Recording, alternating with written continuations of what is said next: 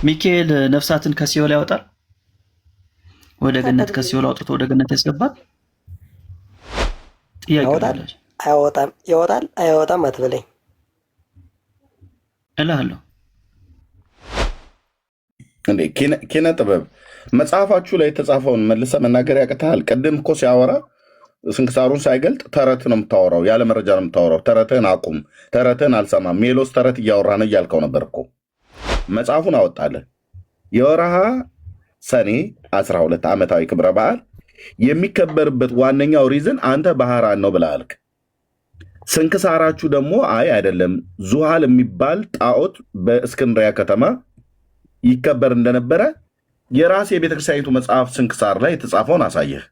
ስለዚህ በዓሉ መከበር የጀመረበት የሰኔ 12 መከበር የጀመረበት አንተ ባህራን ነው ብለህ የምትሟገት ከሆነ መረጃውን አቅርብ ነው ያለ። እሱ ዙሃል የሚባለው ጣዖት የሚከበርበት ቀን እንደሆነና ያንን ደግሞ በመጽሐፈ ስንክሳር ላይ ተጽፎ እንደተገኘ አሳየ ማለት ነው። እና ተባረኩ። እሺ ናታን ሰላም። ኤርሚ እንዴት ነህ? ሰላም ነው? ደህና ነን። ከየት ቤተ እምነት ነው? ሰላም ብያለሁ ሁላችሁንም። እኔ ወንጌል አማኝ ከፕሮቴስታንት ወንጌል አማኝ። የት ቤተክርስቲያን ነህ? ኤርሚ እስካሁን እንደዛ አልጠየካቸውም ሌሎችን። እኔ ጋር ለምን ጠይቀኛለህ? የት ቤተክርስቲያን ነው? ልውረድ ካልፈልግ። የት ቤተክርስቲያን ነህ? ከወንጌል አማኝ የት ቤተክርስቲያን ነህ ነው ያልኩህ። እኔ ውረድ አላልኩም።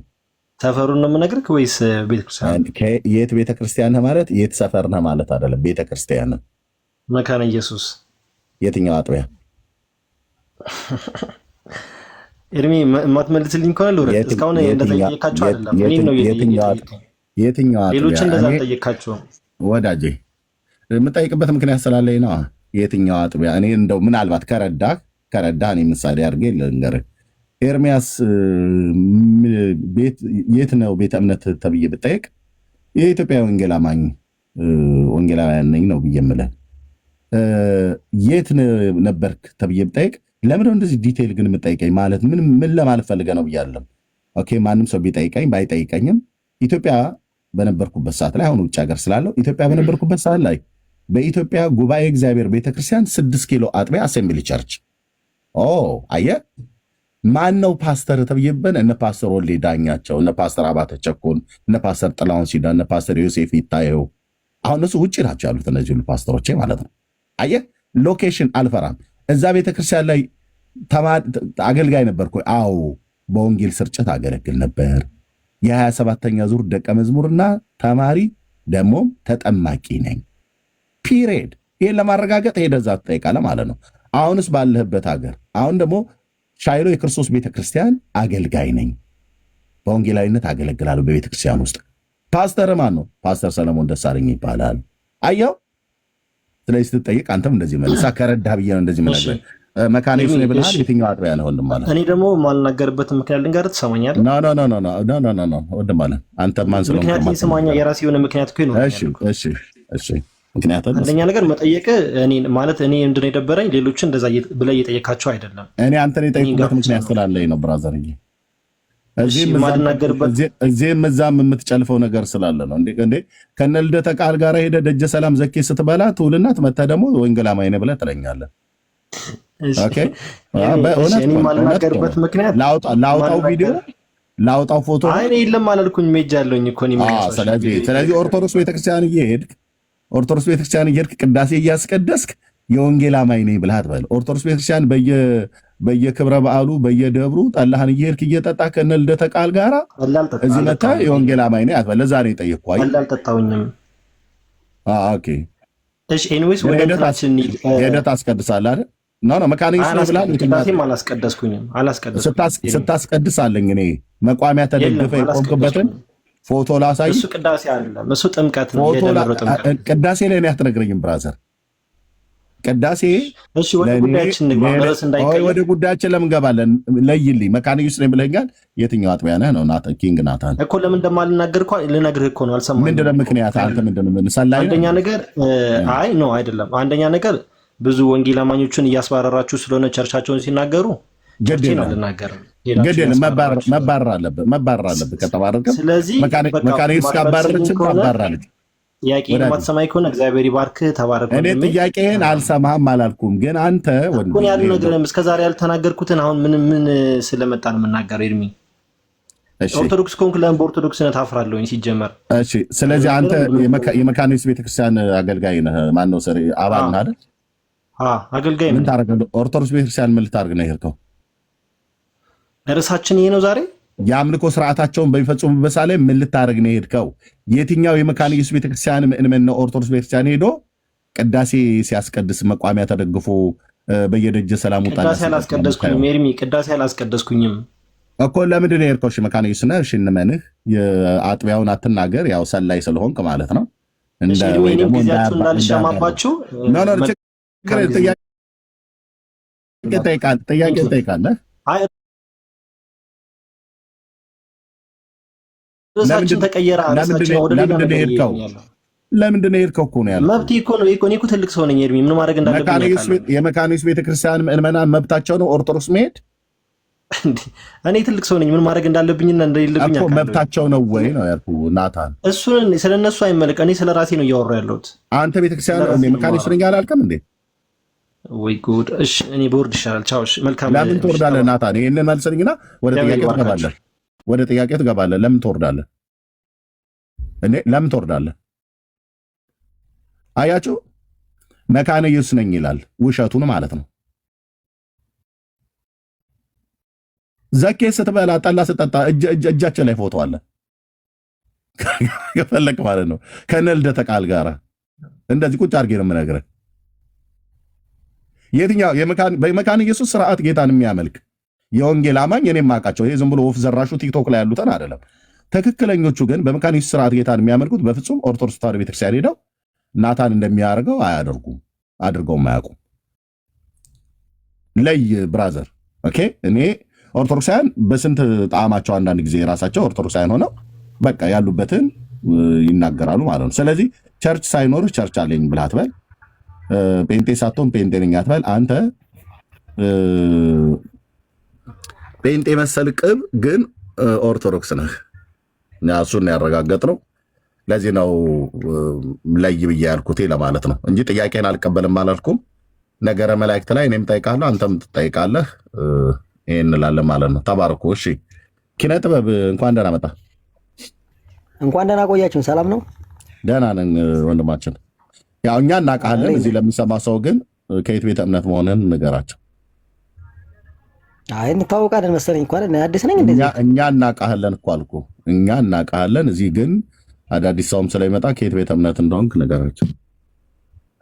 ይናገራል እኮ ያለው እንትኔ ምን እንደሆንኩ ይናገራል። መናገር አልፈለክም? አረ ችግር የለውም። አይ ይናገራል ለማለት ነው። አይናገርም እንደ ያለው ስሉ ቅዱሳን ስማት አይናገርም። አይናገርም አይደል? የት አለ? አንተ ሚዩት አድርገው እስኪ ስዕሉ እንዲናገር። እሺ ሚዩት አድርገው። አንተ ሚዩት አድርገው፣ ስዕሉን እንሰማዋለን። እስኪ የሚናገር ከሆነ አይደለም ይናገራል ማለት ይኸውልህ፣ የማምንበትም መሰለኝ ያስቀመጥኩት። ለምን አትናገርም አንተ? እኛ እኮ እናውቃለን አልን። ለምን ለህዝቡ ተናግረው ወደ ጉዳዩ አንገባም? ከየት ነው ያውቃሉ? ኦርቶዶክስ መሆንህን ታፍርበታለህ ማለት ነው። በስላሴ መቼም አፍሬበትም አላውቅም ማለት እኔ በነገራችን በመጀመሪያ ጥያቄ እኔ አማኝ ኦርቶዶክሳዊ ክርስቲያን ነኝ። በቃ ቴንኪው። አሁን መለስከልም አልፎ ማለት ነው። በስንት ትግል ይናገራል። እንኳን ደህና መጣህ። ቴንኪው። የህዳር ሚካኤልና የሰኔ ሚካኤልን የምታከብሩበትን ምክንያቱን እንድትነግረን ከሜሎስ ጋር አውሩ። ቴንኪው። አንተም ነገረ መላእክት ላይ ጥያቄ ካለህ እኛን ትጠይቀናለህ በኋላ ላይ። እኛ ግን ህዳር ሚካኤልና የሰኔ ሚካኤልን ስለምታከብሩ እንደ ኦርቶዶክስ እምነት ተከታይነታችሁ የምታከብሩበትን በዓል መጽሐፍ ቅዱሳዊ ነው ብሎ የሚል ያው ጥያቄ ያለው ይህንን ከወንድሜ ሜሎስ ጋር አውሩ። ሜላ መቀጠል ትችላላችሁ። እንኳን ደህና መጣ። ሸርሚ ሰላም ለእናንተ ይሁን ብያለሁላችሁ። እንዴት ናችሁ? ደህና ነን፣ ጌታ ይመስገን። አሜን አሜን። ኪነ ጥበብ እንዴት ነህ? ሰላም እንዴት ነው የሚላ አለን፣ ጌታ ይመስገን። ሰኔ 12 የምታከብሩት በዓል ምንድን ነው? እስቲ ንገረን። ስለ ባህራን ነው። ስለምን? ባህራን ማለት መጽሐፍ ቅዱሳዊ ያለው ወይም የተጻፈ ካይሆን እኛ በነገራችን ላይ በመጀመሪያ መጽሐፍ ቅዱስ ብቻ ብለን አናምንም። ጠይቃለሁ። መጽሐፍ ቅዱስ ብቻ ብለን አናምንም። ስለዚህ ከመጽሐፍ ቅዱስ ውጭ ነው አይደለም በሚለው መጽሐፍ ቅዱስ ብቻ ብለን ስለማናምን፣ ስለዚህ ባህራን በጻፈ መጽሐፍ አለ። ስለዚህ ባህራንን ያው ተሞት ያተረፈበት የዕዳ ደብዳቤን የሰረዘበት ማለት ወደ የሞትን በባህር የጣለን ተነስቶ እንደገና ደግሞ ህይወትን የቀየረበት ቀን ብለን እናከብራለን። በደም ዘርዝርልኝ ካልክ ዘረዝርልሃለሁ ማወቅ ተፈለግ። ኦኬ እሺ። ሌላስ ምንድን ነው ምክንያታችሁ? ዋነኛው ምክንያት ምንድን ነው? ሰኔ 12 ዋነኛው ምክንያት በቃ ነው። ስለ ባህራን ነው። ባህራን ሞት ማለት የሞትን ደብዳቤ ወደ ህይወት እንዴት ስለሚቀይር ብቻ ነው ትልቁ ማለት ነው። ብቻ ነው እርግጠኛ የምናከብረው ይሄ ነው። ሌላ ካለ አምጣ። ዋናው ምክንያት ይሄ ነው እኮ ነገርኩህ እኮ ባህራንን ስለ ባህራን ወድን ከሞት ወደ ህይወት የቀየረበት ቀን ብለን ነው የምናከብረው አልኩህ እኮ። እሺ ዙሃል የሚባለው ጣዖት ምንድን ነው? ዙሃል የሚባለው ጣዖት ምንድን ነው? አላውቀውም። ከየት እንዲያመጣው አላውቅም። እኔ እንግዲህ ያው ቆይቻለሁ ቤተክርስቲያን ውስጥ። አሁን ያልከውን አላውቀውም። አታውቀውም? አዎ እኮ እኛም እኮ በነገራችን ላይ ያዛ መጀመሪያ እኮ ያዝ። እኛ የምናውቀው ኦርቶዶክሳዊ ቤተክርስቲያን የምናውቀው ስለ ባህራን ነው። ሌላ ነገር ካልክ አንተ ያልከኝ እኮ ሰማሁ አይደል? እኔ ደግሞ ልንገርህ አንዱም ኮኛ ያለ ነው። መጀመሪያ ልንገርህ እንዳትለኝ ሚላ በማስረጃ ታወራለህ። በማስረጃ አውጣና አውራኝ። ስለ ባህራን ማስረጃ ከፈተክ እሰጥሃለሁ። ኧረ አልፈልግም። እኔ ባህራን እናባላለሁ። ካልፈለክ ደግሞ ስለ ባህራን ከፈተክ የምትሰጠኝን ጥቅስ አዳምጣ። ወራጅ ቆይ መጀመሪያ ሰማኝ ምን እኮ ሰማለሁኝ። ሁሉም ማረጃውን እኮ መረጃ እንደገና ያደረገ ነገር አውራ። ኪነ ጥበብ ቀይ ተረጋጋ። ያለ ማረጃ አውርተን አናውቅም። ሁሉም በማስረጃ ነው የምናወራው። ስለዚህ መጀመሪያ አሁን ስማኝ። አንተ ያልከውን ሀሳብ ሰምቻለሁ። አሁን ደግሞ እኔ ስማኝ። አዎ አንተ ላታውቀው ትችላለህ። ብዙ ነገሮችን አታውቁም። እኛ ነን እዚህ መተን የምንነግራችሁ እናውቃለን ማለት አታውቅም አትበለኝ። እሺ የምታውቅ ሆነ ስለ ዙሃል ንገረኝ። በቃ ይሄን ነው እየነገርኩህ መሰለኝ እኮ። በቃ በትልቁ ባላችን ይሄ ነው። ሌላ ማለት ሆነ ስለ ዙሃል ንገረኝ። ካልሆነ እኔ ልንገርህ። በማስረጃ አውጣና አልነግረኝ። በማስረጃ አውራ። እሺ ሚውት ስለ ባህራን ማስረጃ ከፈለክ ባህራን እሰጥሃለሁ ያልኩህ። እኔ ስለ ባህራን ማስረጃ አልጠየኩም። ወዳጭ ጭቅጭቃ ነው የምናከብረው። ይሄን ነው። እናንተ አዲስ ህግ ታወጡልናችሁ። እሺ ቆይ ሚውት አድርጌያለሁ። በቃ ስማኝና ከዛ በኋላ ጥያቄ ካለ ጠይቀኛለህ። ስለ ዙሃል ታውቃለህ ያልኩህ አላውቅም አልከኝ። እኔ ደግሞ ልናገር ስል አልሰማም አትበል። የኦርቶዶክስ ቤተክርስቲያን ይሄ በ12 ሰኔ 12 የምታከብረው ዙሃል የተባለ ጣዖት ነበርና ያ ጣዖትን እንግዲህ በማፍረስ የሚካኤል በዓል እንዲሆን ተደርጓል። ሌሎቹ አሁን አንተ የምትዘረዝራቸው ሌሎቹም ምክንያቶች ከዚህ በኋላ የመጡ ናቸው። የመጀመሪያው ነገር የዙሃል ጣዖት ነው። ከሱ ጋር የሚገናኝ ነው። ግብፅ ሀገር ነው። ክሊዮፓትራ ያሰራችው ጣዖት ነው ዙሃል የሚባለው እና አባ እለእስክንድሮስ እስከሚመጣበት ጊዜ ድረስ የነበሩት ጳጳሶች ጠቅላላ ስለዚህ ጣዖት ምንም ሳይሉ ህዝቡም እያከበሩ ይህን ጣዖት ይኖሩ ነበር።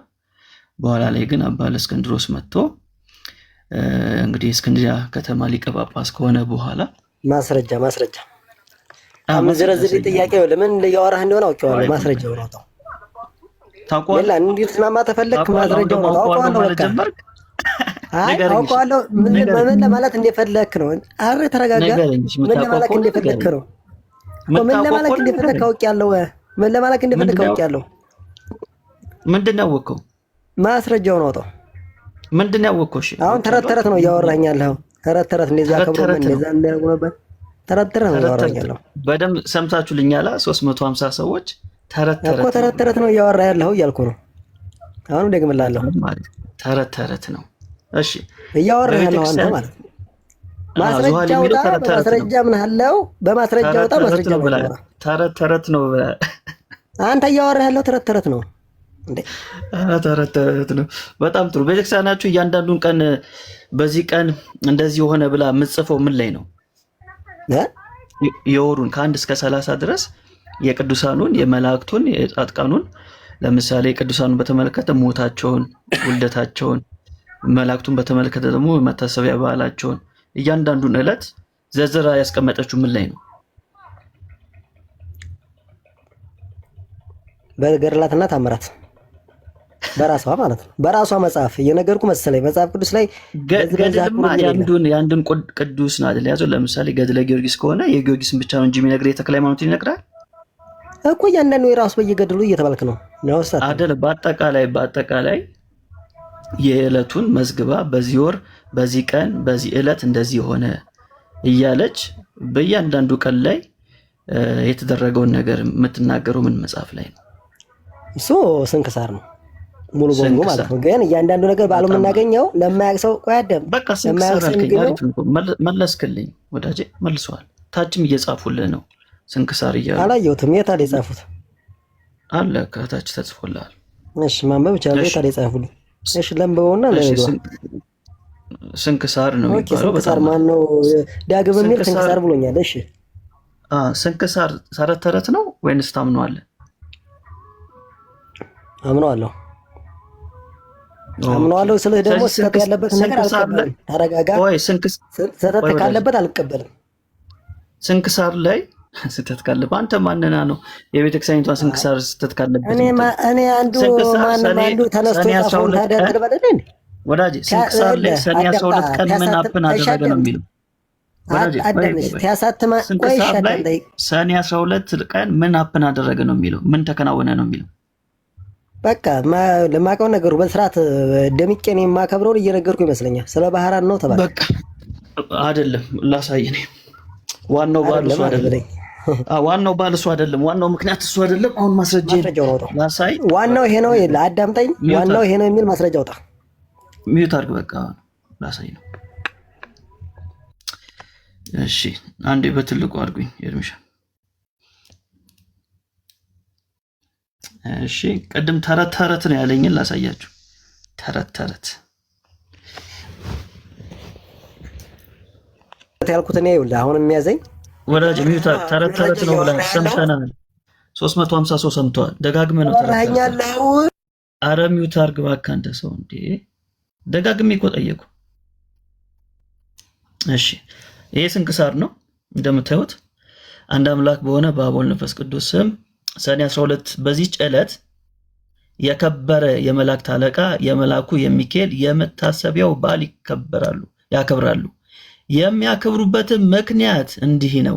እንዴት ነው?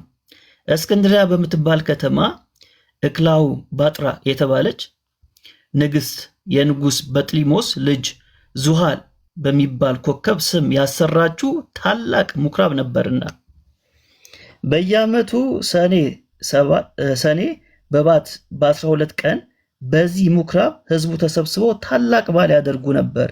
በዚህ ምኩራብ ውስጥ ዙሃል የሚሉት ታላቅ የናስ ጣዖት ነበርና በዓሉ በሚከበርበት ዕለት ብዙ ፍሪዳዎች ያርዱለት ነበር። ለማ ዙሃል ለተባለው ጣዖት ብዙ ፍሪዳዎችን ያርዱለት ነበር። አባ እለእስክንድሮስም እስከ ተሾመባት ዘመን ድረስ ለዚህ ጣዖት እንዲህ ሲያደርጉ ኖሩ። ይኸውም 300 ዓመተ ምህረት ተፈጽሞ በአራተኛው ምዕት ውስጥ ነበር። አባ እለእስክንድሮስም በእስክንድሪያ ከተማ ሊቀ ጳጳስና በተሾመ ጊዜ ጻድቅ ቆንስጠንጢኖስ በነገሰ ጊዜ የክርስትና ሃይማኖት ስለተስፋፋች ያን ጣዖት ሊሰብረው ወዶ ሳለ ተመልከቱ፣ አባ እለእስክንድሮስ ሲሾም ነው ይህን ጣዖት ማፍረስ የፈለገው። የክርስትና ሃይማኖት ስለተስፋፋች ያን ጣዖት ሊሰብረው ወዶ ሳለ ጎስቋላዎች ሰዎች ከለከሉት። እንዲህም አሉት፣ እኛ በዚህ ቦታ ይህን በዓል ማክበርን ለምደናል። የትኛውን በዓል? የዙሃልን ጣዖት በዓል ማክበር ለምደናል። እነሆ ከአንተ በፊት 18 ሊቃነ ጳጳሳት አልፈዋል። እነዚህም 18 ሊቃነ ጳጳሳት ምንም አላሉ፣ ሲከበር ማለት ነው። ምንም አላሉ፣ አልፈዋል። ይህን ልማዳችንን ከፍል አድርጋ እንዴ! ይህን ልማዳችንን አልለወጡብንም። ጳጳሳቶቹ ዙሃል ሲከበር ምንም አላሉም፣ አልለወጡትም። አባ እለእስክንድሮስ ግን ገሰጻቸው፣ አስተማራቸውም። ስህተታቸው በመግለጥ እንዲህ ብሎ አስተማራቸው። ይህ ጣዖት የማይጎዳና የማይጠቅም ነው። እርሱን የሚያመልክ ሰይጣናትም ያመልካቸዋል። ምክሬስ ብትሰሙ ቀድሞ እንደነበር አድርጌ ይህን በዓል እሰራላችኋለሁ። እየሰማችሁ ነው? ምክሬን ብትሰሙ ቀድሞ እንደነበር አድርጌ ይህን በዓል እሰራላችኋለሁ። ይኸውም ጣዖቱን እንድንሰብረው ምኵራቡን እንድንባርከውና በከበረ መልአክ በመላእክት አለቃ በሚካኤል ስም ቤተክርስቲያን አድርገን እንድንሰይመው ነው። ስለዚህ በዓሉን ቀይርላችኋለሁ ነው። እንደ ቀድሞ ታከብሩታላችሁ። በዓሉን ግን ዝዋልን ሳይሆን አሁን የምታከብሩት ማን ነው የምታከብሩት? አሁን ሚካኤልን በመላእክት አለቃ በሚካኤል ስም ቤተክርስቲያን አድርገን እንድንሰይመው ነው። እኛም ይህን ታላቅ በዓል እንሰራለን። እሺ ከፍል አድርገውንም የሚታረዱትን ላሞችና በጎች ለድሆች፣ ለጦም አዳሪዎች፣ ለችግረኞች በከበረው በመልአክ ስም ምግብ ይሁኑ። ተመልከቱ፣ እነዚህ የሚታረዱት ማለት ናቸው። በፊት የሚታረዱት ለማን ነው? ለዝዋል ብዙ ፍሪዳዎችን ያርዱለት ነበር። አሁን ግን በዓሉ አልተቀየረም። በዓሉ የሚከበርለት አካል ብቻ ነው የተቀየረው። ማን ነው እሱ? ሚካኤል ሆነ። ግን የሚታረዱት ግን ለማን ሆኑ? አሁን ለሚካኤል ሆኑ ማለት ነው። ለዝዋል መሆኑ ቀርቶ እሺ በከበረው በመልአክ ስም ምግብ ይሁኑ። እርሱም በእግዚአብሔር ዘንድ ባለሟልነት ያለው ስለሆነ ስለኛ ይማልዳልና ይህም ብሎ በዚህ በጎ ምክር አስወደዳቸው። እነርሱም ታዘዙለት። ከዚህም በኋላ ያን ምኵራብ አድሰው በዚህ የከበረ መልአክ የመላእክት አለቃ ሚካኤል ስም ቤተክርስቲያን አደረጉት። በዚህችም ዕለት አከበሯት። እርሷም የታወቀች ናት። እስላሞች እስከነገሱበት ዘመን ኑራ ከዚህ በኋላ አፈረሷት። ይህንም በዓል ተሰራ። ያያችሁ ነው። ይህ በዓል ተሰራ። የሰኔ 12ቱ በዓል ተሰራ።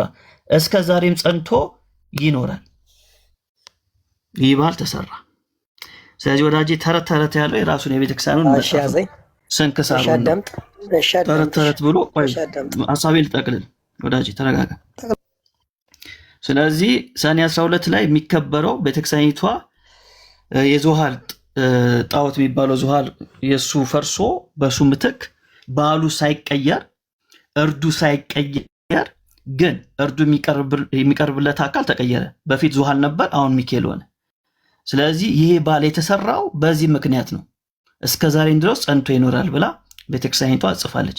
ስለዚህ አሁን ተረት ተረት ነው ያልኩት፣ ይቅርታ በለን። እሺ ያዝልኛ ትምህርት እንደሆነ ምን ወድሚላ ደግሞ እኔ ላወራ አይደል? አንተ አይደል ላወራው? አዎ ቀጥል አልኩ። እንደዚህ ብለህ ቀጥል ነው ያልኩት እኮ። ቀጥል። እኔ ላወራልህ አይደል እንዴ? አሁንም ደግሜ እነግርሃለሁ፣ በማስረጃ ያላወጣኸው ነገር ሁሉ ተረት ተረት ነው። አሁን ያወጣልኝ በማስረጃ ኦኬ፣ ትክክል አመኛለሁ። ይሄ ማስረጃው እየሰማኸኝ ነው? ይሄ ማስረጃው ምን አይነት ምስሰት የለበትም ሲጀመር ማለት ነው። ጣዖትን ወደ እግዚአብሔር ወደሚከብርበት መቀየር በፍጹም ኃጢአት ነው ብዬ እዝጋ ልይዝህም ኃጢአትም አይደለም። አዎ ተረት ተረት ያልከው ተሳስታል። ተረት ተረት እያልኩ ያለው ታላ ማስረጃ የምታወራው ሁሉ ተረት ተረት ነው። ቅድም ገና ታታነበው እየነገርኩ ነበር ወዳጄ። ተረት ተረት ነው አልቀበልም ስለኛ ነበር እየነገርኩ መሰለኝ እኮ ሚላ ተረት ተረት ነው። አሁንም እየነገርኩ ነው። ታላ ማስረጃ እንደምታነብይ ወዳጄ ተረት ተረት ነው አልቀበልም ብለኝ ነበር አይደል? ኧረ ፈፍነት በለኝ ተረዳ በእናትህ። ከአምስት ደቂቃ በፊት ብለኸኛል አላልከኝም? እየተረዳኝ ነው። አሁንም እኮ መሽካርኩ እየቸኮልክ እኮ ነው። አሁንም እኮ እየመጣሁ መሰለኝ። በቃ ይሄን ካመንክ አዳምጠኛ እኮ አዳምጥ። ተረት ተረት አሁንም አለማስረጃ ታታወጣ ባፍ የምታወራው ነገር ሁሉ ተረት ተረት ነው። አሁን ይኸውልህ ተረት ተረት አሁን ያነበብከው ግን በማስረጃ ስለወጣልኝ ተረት ተረት አይደለም፣ ትክክል ነው እያልኩ ነው። ስለዚህ ሰኔ 12 መከበር የተጀመረው ለምንድን ነው? አዳምጥ እኮ አዳምጥ። ይኸውልህ የእጽዋትን ወደ እግዚአብሔር ወደሚከብርበት መለወጥ ኃጢአት አይደለም። እሱን አልጠየኩም። እንዳውም ኃጢአት ነው ነው ብዬ እንደዛ እኮ ነው የሚለው እንትኑ። እሱን ቀጣይ ነው የምጠይቅህ። አሁን እሱን አልጠየቅኩም። አሁን እኔ የጠየቅኩህ ሰኔ 12 መከበር የተጀመረው በምን ምክንያት ነው? አዳምጥ። አሁንም አዳምጠኝ። ጣዖቱ ወደ ሚካኤል ወይም ወደ እግዚአብሔር ወደሚከብርበት ስለተቀየረ ምንድን ነው ጥፋቱ? እሱን አልጠየቅኩም። ሰኔ 12 ጠየቀኝም ልንገርህ። የጠየቅኩህን መልስልኝ ወዳጅ። በጣም የጠየቅኩህን ብቻ መልስልኝ። እኛ ኢትዮጵያኖች እነሱ ጠይቃቸው። የጠየቅኩህን መልስልኝ። አዳምጥ። አሁንም አልካርኩም። ሚዩት እንዳታደርገኝ። አሁንም አልካርኩም። ትልቅ በዓል ምን የምናከብረው አሁንም አዳምጥሽ ሚላ። አሁንም እየካርኩ አይደለም። አሁንም እንደው ለኔ የምክር ሰው ወይም የምሳደብ ሰው ምናምን አይደለሁም። አዳምጠኝ። አሁንም እያከበርን ያለነው እኛ ኢትዮጵያውያኖች በትልቅ በዓል ብለን እያከበርን ያለነውን ከሞት ወደ ህይወት የቀየረውን የባህራንን በዓል ነው እያከበርን ያለው። ባህራንን ስላዳ ነው በዓሉ የተሰራው በምን ምክንያት ነው የሚለው ስንክሳር በቃ በትልቅ በዓል እያከበርን ያለነው እኛ ስለ ባህራን ነው ተሰራ የሚለው ስንክሳር ላይ ስለምንድን ነው የተጻፈው ወዳጄ?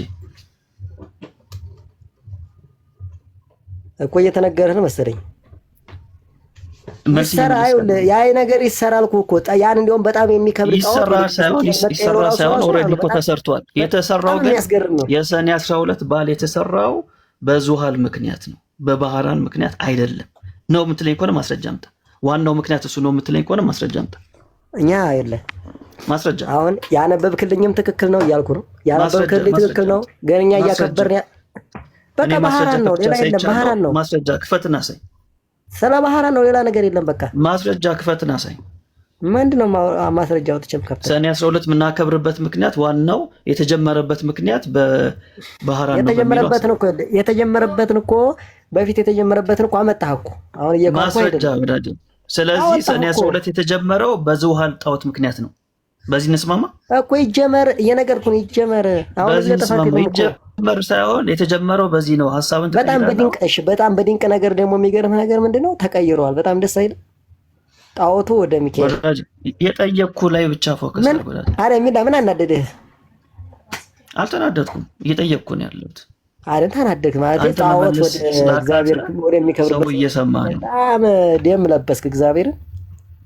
እሺ አየህ፣ ምንም ማውራት ለጠየቁ ጥያቄ እየመለስክ አይደለም። አሁንም ለመጨረሻ ጊዜ ልጠይቅ። እዚህ ጋር ጥፋት ካለኝ አረመኝ ወዳጄ፣ ስማኝ። መጨቃጨቅ ነው ታታደርግ የጭቅጭቅ አይደለም። ጥፋት እንደሌለበት እኮ እየነገርኩ መሰለኝ ሁሉ ወዳጄ፣ ስማኝና ከዛ ትመልሳለህ። ለመጨረሻ ጊዜ ልጠይቅ። ሰኔ 12 መከበር የተጀመረው በዓሉ መከበር የተጀመረው በዙሃል ምክንያት ነው ወይንስ በባህራን ምክንያት? አጭር መልስ ስጠኝ። አነበብከው እኮ አይደል? ግን ድንቅ የሚያደርገው ነገር ወደ ቅዱስ ሚካኤል ተቀይሯል። እኔ ስለ ድንቅ አልጠየቅኩም። ምንድነው ድንቅ የሚያደርገው አላልኩም። አጭር መልስ ስጠኝ። በማን ምክንያት ነው? እሱም ብቻ ስጠኝ። እንዴ ኪነ ጥበብ መጽሐፋችሁ ላይ የተጻፈውን መልሰ መናገር ያቅትሃል? ቅድም እኮ ሲያወራ ስንክሳሩን ሳይገልጥ ተረት ነው የምታወራው፣ ያለ መረጃ ነው የምታወራው። ተረትህን አቁም፣ ተረትህን አልሰማም። ሜሎስ ተረት እያወራ ነው እያልከው ነበር እኮ መጽሐፉን ሳይገልጠው ማለት ነው። ያለ መረጃ ስለምታወራ ተረት ነው መረጃ አምጣ እያልከው ስትል ነበር። ታገሰኝ ብሎ አለህ። ታገሰ። መጽሐፉን አወጣልህ። ቆይ ኪነ ጥበብ መጽሐፉን አወጣልህ።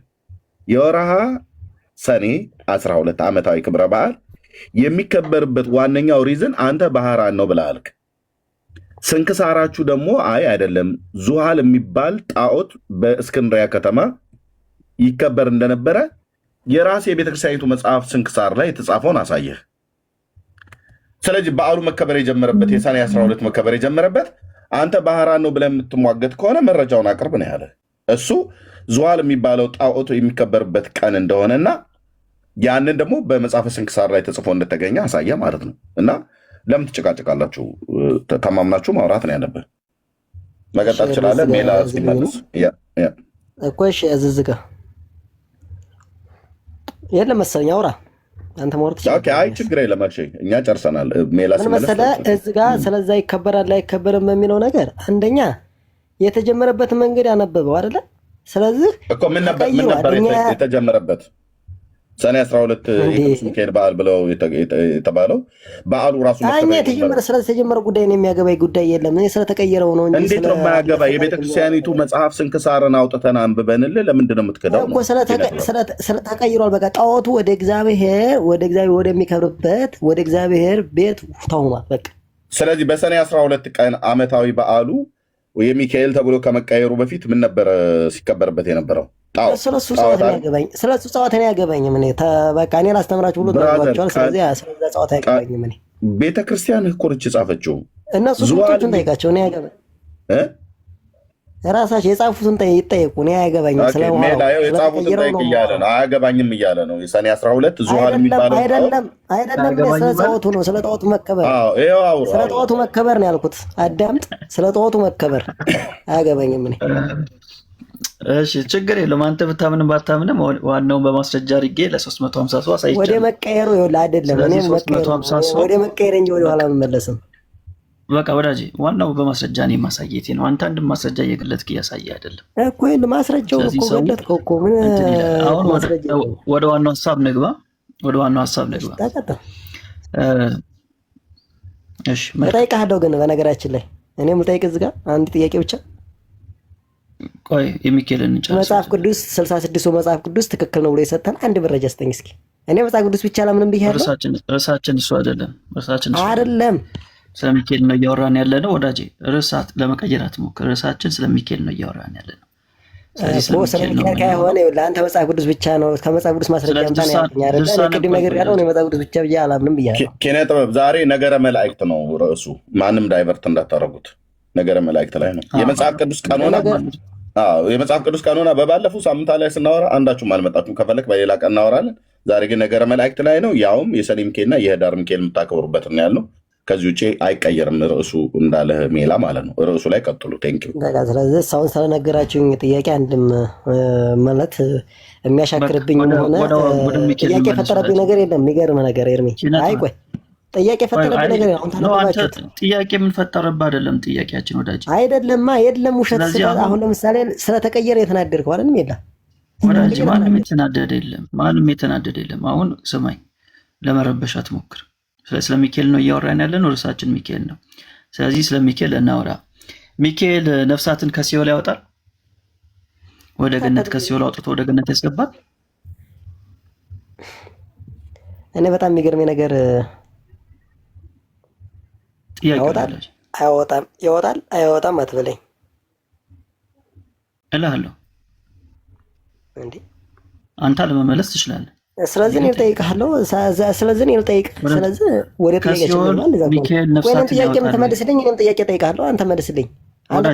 አንተ እሺ ከሲኦል ነፍሳትን ያወጣል። ስለ ነገረ ማርያም አይደል? ስለ ነገረ ማርያም ነው አይደል እያናገርከኝ ያለው ማለት ይቅርታ። ኧረ እባክህ ወደ መልሱ ግባለን። በግድ እኮ ያስገባ የለም፣ ፈልገን የገባው እኮ። ስለዚህ እኔም እጠይቅሃለሁ እያልኩ የምትመልስ ከሆነ ሚካኤል ነፍሳትን ከሲኦል ያስወጣል ወይንስ አያስወጣም እኮ እኔም እጠይቅሃለሁ። ትስማማለህ? መመለስ ትችላለህ ወዳጄ። ተስማማለህ ወይ እኮ? ተስማማለህ? እኔም እጠይቅሃለሁ። ተስማማለህ ወይ? ጥያቄ በጥያቄው በሰዓት እናያዝ። እየጠየቅኩ ነው። የምትመልስ ከሆነ ተስማማለህ? ጥያቄያችን ካልሆነ ከሌላ ኦርቶዶክስ ጋር እንቀጥላለን። አንተ እኮ እየነገርኩ መሰለኝ። እስኪ አንተ ሰዓት እናያዝና ቆይ ኪነት አንተ መተህ ህግ ምናምን አሰራለን። ኦኬ ፈልገን የመጣው ስለዚህ ለጥያቄያችን መልስ እንትላለን። ሲቀጥል እኔ ካንተ ጋር በዲቅ አድርጌ ዲቤት የማድረግ ምንም ፍላጎቱም የለኝም እኮ። ስለዚህ ሲሚላ ነው ኤርሚያ ታገባ ማለት ነው። እግዚአብሔር ምስክር አይደለም። ካንተ ጋር ዲቤት የማድረግ ፍላጎት የለኝም። መጀመሪያ የቤተክርስቲያንን እውቀት ማወቅ አለብህ። ዝም ብዬ ከማን እየነገርኩ መሰለኝ እኮ። ስለዚህ አሁን የምትመልስልኝ ከሆነ መልሱ ላይ በቃ መልሱ ላይ ወዳጅ፣ ዝም ብዬ ከማንም ጋር ዲቤት አላደርግም። ክራይቴሪያ አለኝ። እሺ ስለዚህ መልሱ የምትመልስ ከሆነ መልሱን አቤት። እሺ አዎ ክራይቴሪያ አለኝ ከማንም ጋር። ስለዚህ እውቀት ካለ እሺ ሰዓት እንያዝና ነው። ስለዚህ አላደርግም ዝም ብዬ ከማንም ሰው ጋር። ክርስቶስ መጀመሪያ ማወቅ አለብህ። ሜላ ክርስቶስ አሁን የኛ ወዳጅ ስላንተ ክርስቶስ አታውቅም እያልኩ ነው እኔ። ትከራከረኛለህ? በቃ ታችሁን ምንም መጨቃጨቅ እኮ አያስፈልግም። በቃ መልስ የለህም ማለት ነው። መልስ ያለው ሰው ይግባ። በግድ አላስገባናችሁም። ስለዚህ ማውራት የሚችል ሰው ገብቶ መልስ ይመልስልን። ደግሞ ዝም ብሎ ዲቤት አይደረግም። ዙሃል እንኳን ማን እንደሆነ ሳታውቅ ነው ዲቤት እናድርግ ምትል። ቴንክ ዩ ሜላይ። ልክ ነው። በባለፈው አንዱ እንደዚህ ገብቶ ታስታውሳላችሁ፣ ዲቤት አለኝ።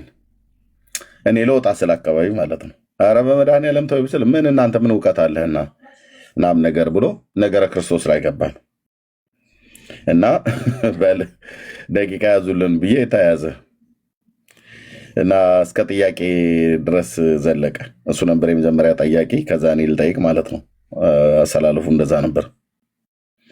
እሱ ጠየቀና ከዛ እኔ ልጠይቅ ስል ትቶኝ ወጣ ማለት ነው። እና ከዚህ በኋላ ዝም ብሎ ዲቤት ለማድረግ እንደዚህ ዝም ብሎ ዘራሽ አይነት ነገር አይደለም። ግን የጠየቀውን ጥያቄ ቅድም ስታወራ የነበረውን ቅድም ተረት ነው ሲል ነበረ። ተረት ነው። መጽሐፋቸው ሲወጣ ግን ተረት እንዳይደለ እኛ በመረጃ ነው የምናወራው ብሎ ሲል በጣም ፕሮቮክ እያደረግ ነበር። ኪነ ጥበብ እንዴ ተጠየቅ እኮ በቃ ባጭሩ ሚካኤል ነፍሳትን ከሲኦል ያወጣል አያወጣም? ያወጣል፣ ያባት ነው። አያወጣምም፣ ያባት ነው። ያወጣል ብለህ ካልክ መረጃ እንድታቀርብ፣ አያወጣም ብለህ ካልክም ደግሞ መረጃ እንድታቀርብ ሰዓትና ጊዜ ይሰጥሃል። ግን አንዴ መጽሐፍ ቅዱስ ቀን ሆነ፣ አንዴ ክርስቶስን አታውቅም ልሞግትህ፣ ዲቤትን ግጠም አትግጠም ምናምን። አሁን ዲቤት ራሱ እንኳን ግጠም ብዬ ብልህ ትተህ ትወጣለህ። እንደዛ እኔን ትቶኝ እንደሄደ ማለት ነው። ጥያቄና መልስ ላይ ሲደርስ እኔ ጥያቄውን ተቀብየው ሳበቃ እሱ ግን ጥያቄ ላይ ሲደርስ ፈርጥጦ እንደወጣው ማለት ነው። እና እንደዚህ ከምታደርግ ልክ ብትማማር በጣም ጥሩ ነው ለማለት ነው። በአጭሩ የሰኔ ሚካኤል የሰኔ 12 ስንክሳራቸው የሚያወራው ጣዖት የሚመለክበት ቀን ነው። ሰኔ 12 ቀን ማለት ነው። ኦኬ። እንዲህ አይነት የበዓል አከባበር ደቡብ ጎንደር አይ ቲንክ ባልሳሳት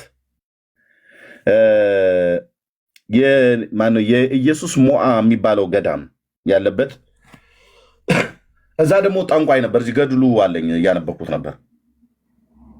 ኢየሱስ ሞዓ ወይ እነኚህ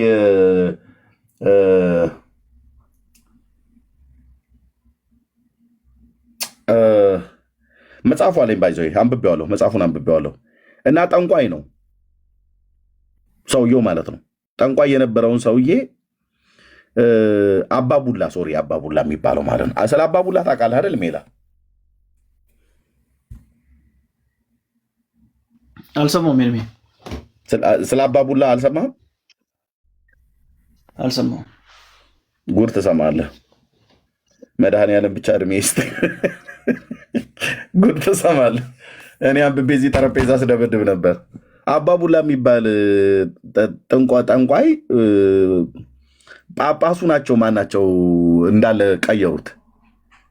የጠንቋዩን ቤት ጻድቅ ብለው ስያሜ ሰይመው ደቡብ ጎንደር ውስጥ ነው።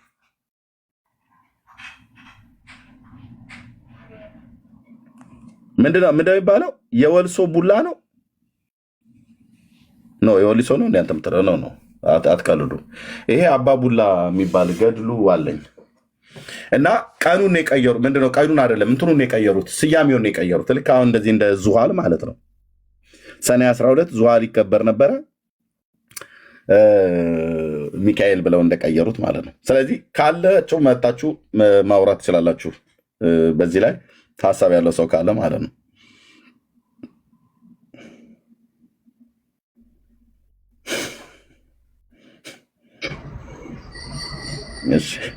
እሺ ኢዛና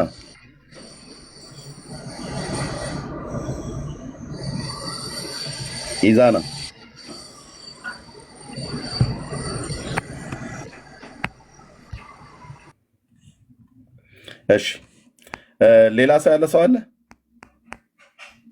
ኪነ ጥበብ በቃ አንተ እኮ አልሰማ ብላልክ ወረድክ አይደል? አሁን በኮሜንት ምንድነው አስገቡኝ ምናምን ብለህ የምትለው ለተጠይቀው ጥያቄ ፍሰቱን ጠብቀህ ለተጠይቀው ጥያቄ መልስ ከሰጠህ እኛንም ትጠይቀናለህ። ርዕሱም ሽፍት ማድረግ የለብን። እኛንም ትጠይቀናለህ። አንድ ድል ልስጥህና ሰኔ 12 የጣዖት ማክበር ቀን ነው። ኦርቶዶክስ ራሷን በራሷ የምታጋልጠው። እንኳን ለዙሃል በዓል ክብረ በዓል አደረሳችሁ ነው መባል ያለብን። ነው ተዉት፣ ግድ የለም የሚሳደብ ተዋቸው። የሚሳደቡ ሰዎችን ተዋቸው። እንኳን ለዙዋል በዓል አደረሳችሁ። ዙዋል ለሚባል ከነሐስ ለተሰራ ጣዖት የሚከበርበት ሰኔ 12 ቀን ሼም ሆኑ። በእውነት ለዓመታዊው በሰኔ 12 ቀን ለሚውለው ከነሐስ ለተሰራው ጣዖት የማክበር የበዓል ቀን እንኳን አደረሳችሁ ኦርቶዶክሳውያን ወገኖች። መጽሐፋችሁን የሚለው ስንክሳሩንም ገድሉንም መልኩንም እንገልጥልሃለን።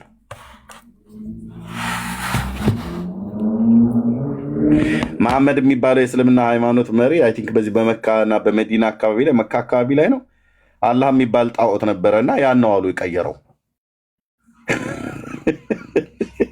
ጆና እስኪ አንተ ጨዋ ኦርቶዶክስ ነህ ማለት አመለሸጋ ይሆን ከማለት ነው። እና እስኪ ጆ ምን ትላለህ? እንደው በመድኃኒዓለም በዚህ ጣዖት ላይ ትችላለች። ሀብቶ እንኳን ደህና መጣ። ሰላም ነህ? እንዴት ነህ? ደህና ነኝ እግዚአብሔር ይመስገን።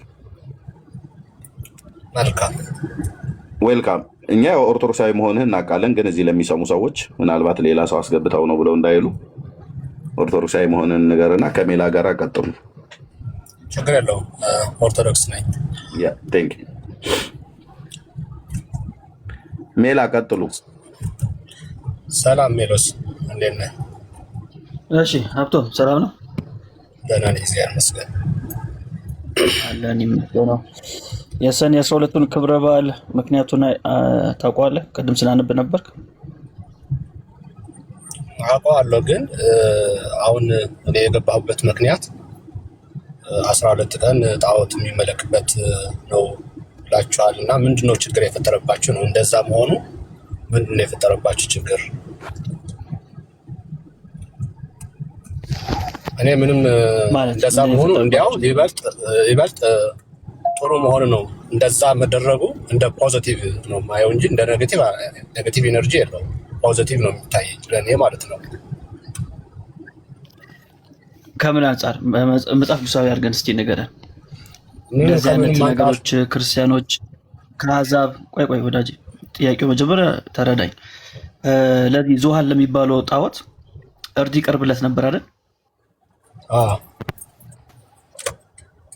እሺ ያ እርድ ለዙሃል ሙሉ ቀርቶ ለሚካኤል ተደረገ አይደል? እሺ ለዙሃል እርዱን የሚያቀርቡት ለምን ነበር? ያለው ጣዖት ተቀረበ አይደለ? ስለዚህ ጣዖት እኮ ለምን ነበር የሚያቀርቡት? እርዱ ማንም መስዋዕት እስከሆነ ያው በቃ እያመለኩት ነው። በጣም አሪፍ። ያ እርድ ለዙሃል መሆኑ ቀርቶ ለሚካኤል ሲደረግስ ምንድነው የሚያሳየው ኢምፕሊኬሽን? በጣም ይገርማል። ምን ያክል ክብር እንዳለው ድል እንዳደረገ በጠላትህ ላይ ጠላት መንገስ እየተገባው ጠላቱ ድል ተደርጎ በጠላቱ ሬሳ ላይ ወይ ደግሞ ሳጥን ላይ ክብርህን ስታሳይ ለዛ የነበረውን ለምሳሌ አንተ አሁን ፍቅረኛ ያለ የምትላት የምትሰጣት ስጦታ ምንም አይገናኝ ምሳሌ ምንም የሚገናኝ ምሳሌ እንትናት ነው። እኔ ስለ ፍቅረኛ አይደለም ምሳሌ አልፈለግም። አታናግሩም ያልኩህ እኮ ለዚህ ነው የጠየቁ ነው አይደል? ያልጠየቁ ነው ጠይቀኝ። እኔ ስለ ዙሃል ጣዖት በኋላ ነው የምታርመኝ። በሳሳት በኋላ ታርመኛለህ። መሀል ላይ ጊዜ አትግደልብን። ጥያቄ መጀመሪያ ገብቷል። እሺ ጥያቄ እንደገባ ንገረኝና መልስልኝ። በፈለግከው መንገድ መልስ። ጥያቄ ምን ነበር? እየገባ አትግባ። በቃ አልኩህ እኮ አትግባ። ጥያቄ ምን ነበር? ጥያቄ እንድገምልኝና እንደፈለግከው አድርገህ መልስልኝ። ጥያቄ ምን ነበር? ለጣዖት የተሰዋው ለቅዱስ ሚካኤል ለምን ይሰዋል እኮ ነው እያልክ ያለኸው። ምንድነው ችግር የሚፈጥርብህ ደግሞ አልኩህ። እንዲያው በጠላት ትርጉሙ ምንድነው ነው ያልኩህ። ትርጉሙ ምንድነው ነው ያልኩህ እኮ። ትርጉሙ እየነገርኩህ እኮ ነው። ትርጉሙ ብቻ እየነገርኩህ እኮ ነው። ስነግርህ መሀል ላይ የምትገባ ገባ ሐሳቡ የሚያሳምን ስለሆነ ነው መሀል የምትገባብኝ። አሳማኝ ሐሳብ ስለሆነብህ መሀል ላይ ገብተህ ሌላ ሰው እንዳይማር ሌላ ምሳሌ ልትነግረኝ ያልፈለኩኝ ነው። እዚሁ ላይ ስታክ አድርገህ እዚሁ ላይ የፈለኩትን ምሳሌ መጠቀም ይችላል። አሳማኝ ከሆነ ሪጀክት ታደርገዋለህ። ምሳሌው የማይሰራ ከሆነ በራስህ ሰዓት ነው ሪጀክት የምታደርገው፣ በራስህ ሰዓት ማለት ነው። ወዳጄ ምሳሌ አልጠየቅኩ። ምሳሌ በጠይቅ ኖሮ ጥሩ ምሳሌ እኔ ማስረዳት እኮ ነው። ለምን ሆነ ለሚለው ማስረጃ አንተን ለማስረዳት የፈለኩት መጠቀም ይችላል። ለምንድን ነው አሁን አንተ መሀል ላይ የምትገባ? እኔ ስገባ አታናግሩኝም አልኩህ እኮ። ለዚህ እኮ ነው አታናግሩም። እናንተ ሰው እንዳይናገር ታደርጉና ከወረደ በኋላ ማንም በቃ መመለስ አይችልም ብላችሁ ትፈክራላችሁ፣ ትላላችሁ። ስለዚህ እድል ስጠኝና መሀል አትግባ። መስጠት ትችላለህ። ፍራቻ ነው። ሄድ በቃ እንደዛ ነው። እኔ ልውጣልህና ጥያቄን ሰምቻለሁ ካለ እንደፈለገ ጥያቄን ሰምቻለሁ ካለ እንደፈለገ አድርጎ ይመልስ። ሰው እየሰማው እኮ ነው አይደል? ሰው ህሊና ያለው አይመስላቸውም። በእነሱ የሚሄድ ነው የሚመስላቸው። ራሱ መወሰን እንደሚችል ሰው አያውቁም።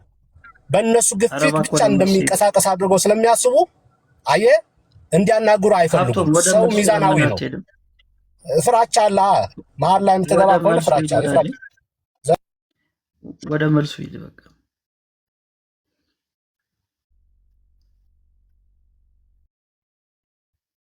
ለምን አወረድካቸው? ማንም ያስወረዳቸው የለም። ራሳቸው ናቸው የወረዱት። ሁለቱንም እያየሁ ነው። ራሳቸው ወረዱ። ብራዘር አትዋሽሽ። መደማመጥ አይሻልም እኮ?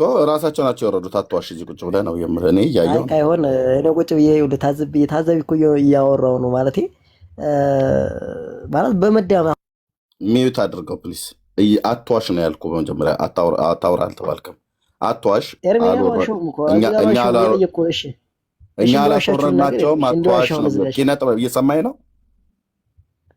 እኛ አላስወረድናቸውም። ሁለታቸው አትናገር አልተባልክም። አትዋሽ ግን ለምን አወረዳችኋቸው ብለህ አትበል። እራሳቸው ናቸው የወረዱት ማለት። ሰው ለምሳሌ ሰው በተረዳው ልክ ነው አይደል የሚገልጸው መጽሐፍን ወይም ደግሞ የጻፈን ነገር ሰው በተረዳው ልክ ነው ሊገልጸው የሚችለውና ሊግለጽልህ ካለ አንድ ሰው እሺ በምን አይነት መንገድ ተረዳሁ ብለህ ተናገር እኮ አለው እኮ እየተናገረ እኮ ሊያናገረው እኮ አልቻለም። አሁን ለምሳሌ ተናገር አለው። ወደ መልስ ሂድ እያለ ወረደ። እኔ እኮ እዚህ ቁጭ ብዬ እያየሁ ነው። ተናገር አለው። ኦኬ መጀመሪያ እንደዛ ብሎ ቢለው ተናገር፣ ወደ መልስ ሂድ፣ ጥያቄን አንዴ ሪማይንድ አድርገኝ ተናገር አለው። ስለዚህ ለዘቤ እኮ ላናግርህ እኮ አለው። ለዘቤ እኮ ላናግርህ አለው እኮ። ትችላለህ እኮ አለው። ለምንድን ነው የምትጨቃጭቀው? ብራዘር እንዴ የሰማኑን አንተ መልሰህ ልታሰማኝ ነው እንዴ? ቁጭ ብዬ እኮ ነው እዚህ እየሰማሁ። እሺ ቅድም ለጠይቃ ጥያቄ መልሳለህ ወይልህ እየነገርኩህ መሰለኝ እኮ አሁን። ስለዚህ ያወጣም አሁን ጥያቄን አንድ ሰው ተገባ የራሱን ሲናገር አፍላፍ ለሚታይ የሚባል ከሆነ እንዴት ነው ጥያቄ? ቅድም ለጠይቃ ጥያቄ መልሳለህ ኪነ ጥበብ። ቅድም ለጠይቃ ጥያቄ መልሳለህ። ሀፍቶም ራሱ ነው የወረደው። እንደዚህ ነው የሚያደርገው እሱና ማነያ ስፒሮስ የሚባሉ እንደዚህ ናቸው። ሲያዙ የሆነ ምክንያት ፈጥረው ይወጣሉ። ተናገር እኮ አለው። የፈለገው አይደለም። ምሳሌ እንደዛ አትበል። እኔ ያልኩ ያለሁት ይኸውልህ፣ እናውራ ምን ታች ወረድ። እሺ ከመገባው ሊመልስ ነው የገባው። ታዩ በቃ ታች ወረድ። አሁን ጣዖታቸው ስለተነካ ተሸማቀዋል፣ አፍረዋል፣ ተዋርደዋል። በራሳችሁ መጽሐፍ ነው የምትዋረዱት።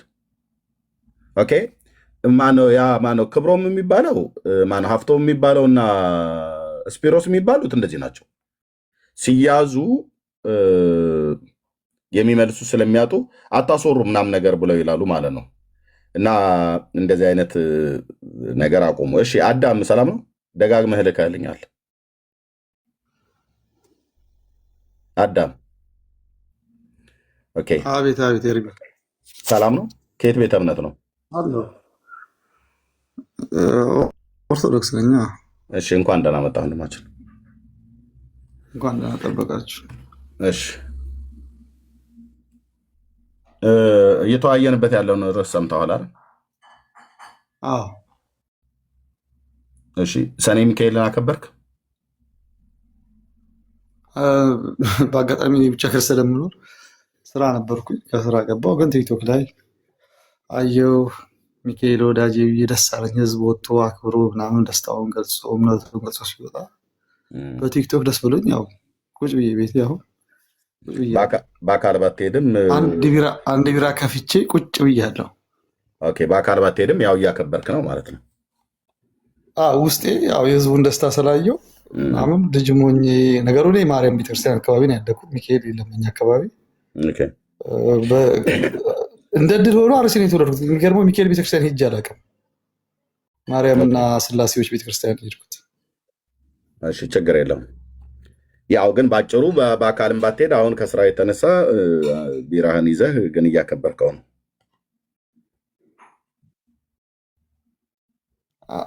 ከሱ ማክበር ጋር አይገናኝም። ግን ያው አይቻልም ቲክቶክ ላይ ሰው እንዳከበረው ለማለት ነው። ግን በማክበሩ ታምናለህ አይደል? አንተም ከስራ ሁኔታ የተነሳ ነው እንጂ ያልሄድከው ብትሄድ ደስ ይልህ ነበር አይደል? አዎ ብሄድ አንድ ኦርቶዶክስና ብሄድ ደስ ይለኛል። ሰዎች የተሰባሰቡበት ቦታ ብሄድ ደስ ይላል። ሰዎች ደስታቸውን እምነታቸውን ሲገልጹ ማየት ምናምን ደስ ይለኛል። ሰኔ ሚካኤል ሰኔ 12 ሚካኤል ምን የሆነበት ቀን ነው? እንግዲህ ብዙ ነው፣ ድርብርብ በዓል ነው ነው ይኸው እንደሰማሁት አፎሚያን ያዳነበት ምናምን ብዙ ነገር አለው። ያው በኦርቶዶክሳዊ አንድ አባት ሲያስተምሩ የሰማሁት ምንድን ነው እኛ መጽሐፍ ቅዱሳውያንን እንጂ መጽሐፍ ቅዱስ ብቻ ምንል አይደለንም። ምክንያቱም መሰረታዊ ትውፊት ነው መነሻችን። ትውፊት ማለት መጽሐፍ ቅዱስ ራሱ ያገኘነው በትውፊት ውስጥ ነው እንጂ እኛ እንደ ቁርአን ከሰማይ ወረደ የምንል ወይ ደግሞ በ19 ክፍለ ዘመን የመጣ የማርቲን ሉተር አስተምሮ መጽሐፍ ቅዱስ ብቻ ብሎ የሚለጠፍ ስላልሆን መጽሐፍ ቅዱስ መሰረት ስላለው መነሻው ምንድነው? ትውፊት ሐዋርያቶች በቃል ያስተማሩት አለ። ያኔ የማርያም ወንጌል የገብርኤል ወንጌል የሚባል ነበረ እና አትናቴዎስ ለይተውት ያመጡት መጽሐፍ ቅዱስ በአባቶች የተመሰረተ መጽሐፍ ቅዱስ ማለት ከቤተክርስቲያን በታች ከአባቶችን በታች ነው። ለምን? ትውፊት ነው የሚቀድመው። ትውፊት ነው መጽሐፍ ቅዱስን የወለደው ብለን ስለምናምን ብዙ ጊዜ እንደ ፕሮቴስታንት ቁንጽልና ከመሀል ጀምረን የምንዘል ስላልሆነ በዛ መንገድ ነው የማስበው። እሺ እንደ ፕሮቴስታንቱ ማትዘሉ ስለሆናችሁ እናንተ ተረጋግታችሁ ቁንጽል አይደለም፣ መሀል ላይ ቆመን ወገብ ላይ ቆመን። የፕሮቴስታንቱ ያው መጽሐፍ ቅዱስ ብቻ ስለሚል የአምላክ ቃል ብቻ ስለሚል መጽሐፍ ቅዱስ ብቻ ሳይሆን መጽሐፍ ቅዱስ ብቻ አይደለም የሚለው ሲጀር መጽሐፍ ቅዱስ ብቻ የሚለው ቃል ራሱ በምናውቀው ደረጃ መጽሐፍ ቅዱስ ብቻ የሚለው የትኛውም ጉባኤ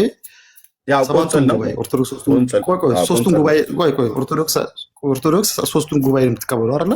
ሰባቱም ጉባኤ ላይ መጽሐፍ ቅዱስ ብቻ የሚል የለም። በ19ኛው ክፍለ ዘመን የመጣ የማርቲን ሉተር ነው እንጂ ከዛ በፊት መጽሐፍ ቅዱስ ብቻ የሚል ሰባቱም ጉባኤ ሲካሄድ አልነበረም። ስለዚህ መሀል ላይ የጀመረ ሰው አስተምሮ ነው። ስለዚህ ሰኔ 12 ቀን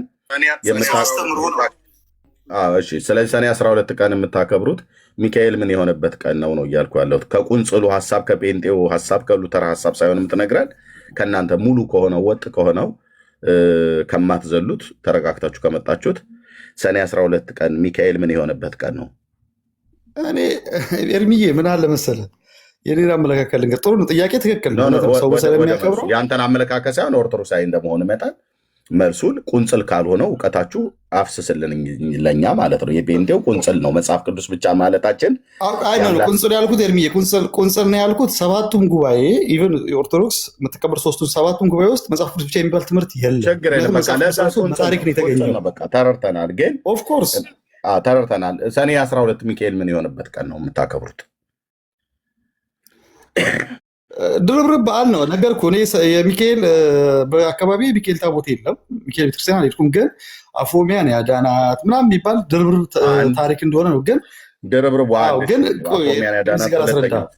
ሁለተኛው እሱ ድርብርቡን ንገረን መጀመሪያ እና ከዛ ሁሉን የማወቅ እኮ ግዴታ የለብኝም።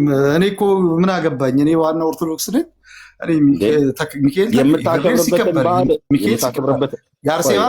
የአርሴማም ሲከበር የማርያምም ሲከበር የዮሐንስም የነኝ ሁሉ ታሪክ የሚይዘው ሰው ነኝ። በቃ እግዚአብሔር በራሱ ያድለኛል። ግዴታ የለብኝም።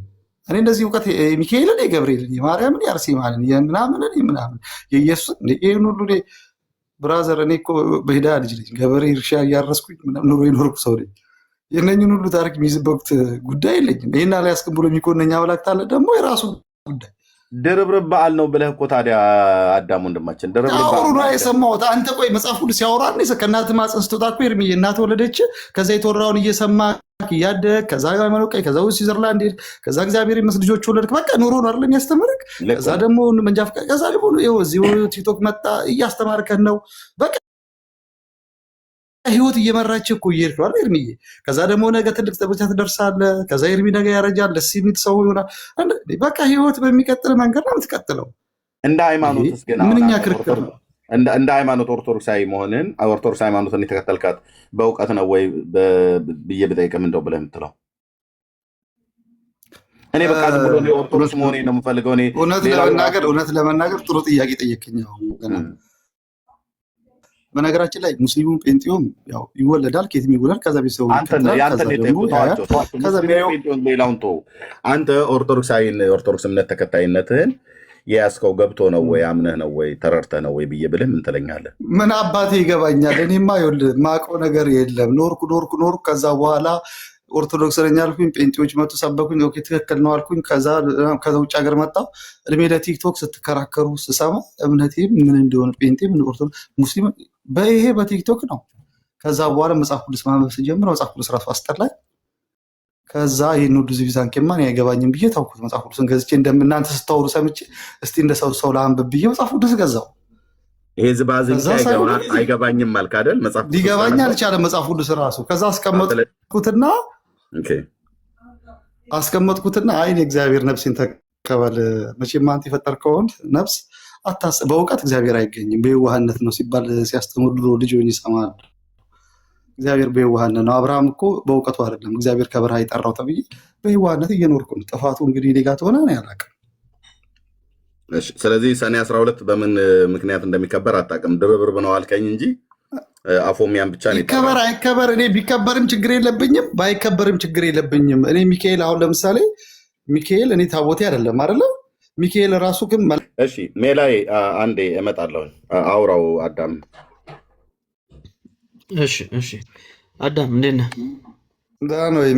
የሚሉስ አያለሁ ብዙ ጊዜ። የሚገርመው ነገር ብዙ መወድ ሰው አይደለም፣ ግን ዛሬ ከአንተ ጋር ስናወራው ደስ ይለኛል።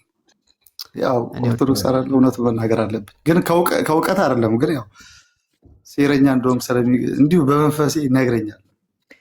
ይነግራል። መንፈስ ጥሩ ነው። እኔ ደግሞ ወዳለሁ። የተቀበልኩት መንፈስ የፍቅር ስለሆነ ይሁዳም እኮ ወዳለሁ ብሎ ነው የሸጠው ክርስቶስን። አታውቀውም?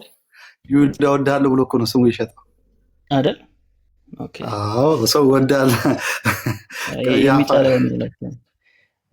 እሺ፣ ቀጥል እስኪ እናወራ። ኤኒዌይስ አፎሚያ ስትል ነበር አይደል? አፎሚያ ብለህ ነበር።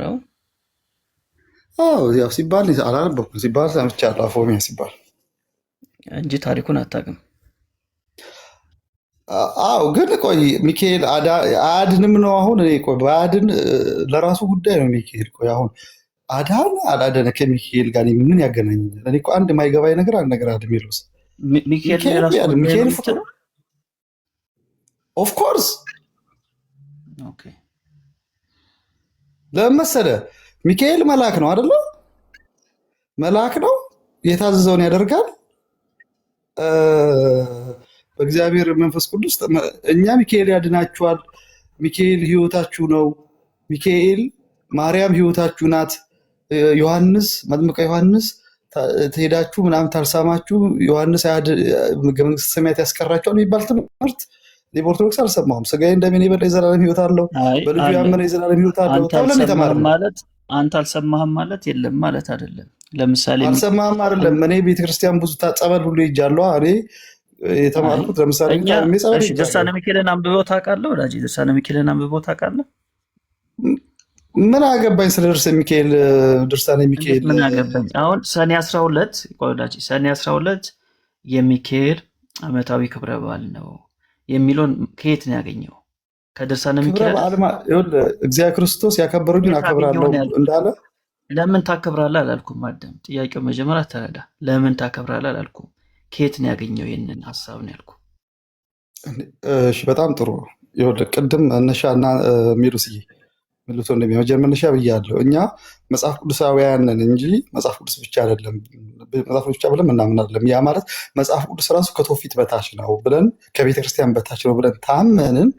አሁን አንተ የምትናገረኝ መጽሐፍ ቅዱስ ላይ ቆመክ ከየት ነው ያገኘው ከመጽሐፍ ቅዱስ ውጭ የለም ብለህ እየነገርን ቆይ አዳምጠኛ አስጨርሰኝ ብለህ ልሞግተኝ ነው የመጣው። እኔ ደግሞ እየነገርኩ ያለው አይደለም። እኔ እንደዛ አላልኩም። የእኔ ጥያቄን ተረዳኝ ወዳጄ። እኔ ጠየቅኩ ለምሳሌ ሰኔ 12 ነው ብላችሁ ታከብራላችሁ አይደል? ህዳር 12 ነው ብላችሁ ታከብራላችሁ አይደል? ይሄ የምታከብሩት ሰኔ 12 ሚካኤል ነው የሚል መጽሐፍ ቅዱስ ላይ የለም አይደል? አዎ ይኸውልህ ሜሎስ ይህን አስጨርሰኝና ልንጠይቅህ ከዛ ጥያቄ እንዲገባኝ ማለት ነው። ፖይንቴን አገኘሁ። አሁንም ይኸውልህ ፖይንቴን ሜሎስዬ የኔ ወንድም እኔ ፖይንቴን እንድታገኝልኝ እና በደንብ መልሼ በግልጽ እንዳወራክ የኔን ፖይንት አገኝ። አንተ ራስህ አሁን ይኸውልህ ዞረ ቅድም የነገርኩህ ዞረ መጽሐፍ ቅዱስ ልትወሸቅ ፈለግ መጽሐፍ ቅዱስ ልትወሸቅ ፈለግ። እኔ በነግርህ እኮ አዳምጠኛ አንድ ሰከንድ አዳም ልጨርስ ሀሳቤ።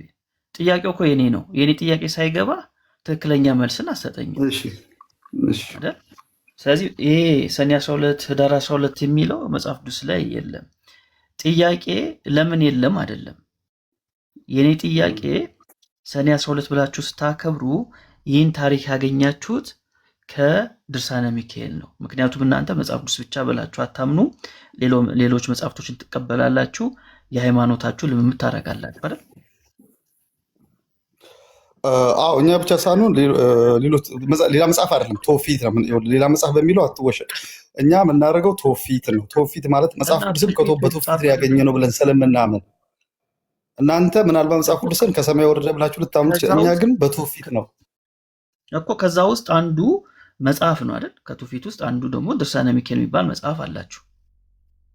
ድርሳነ ሚካኤል በትውፊት ውስጥ ይለፍ ድርሳነ ሚካኤል በትውፊት ውስጥ ይለፍ አይለፍ አላቅም፣ ግን እኛ ትውፊት የምንለው መጀመሪያ ትውፊት የሚባለው መለየት ያስፈልጋል።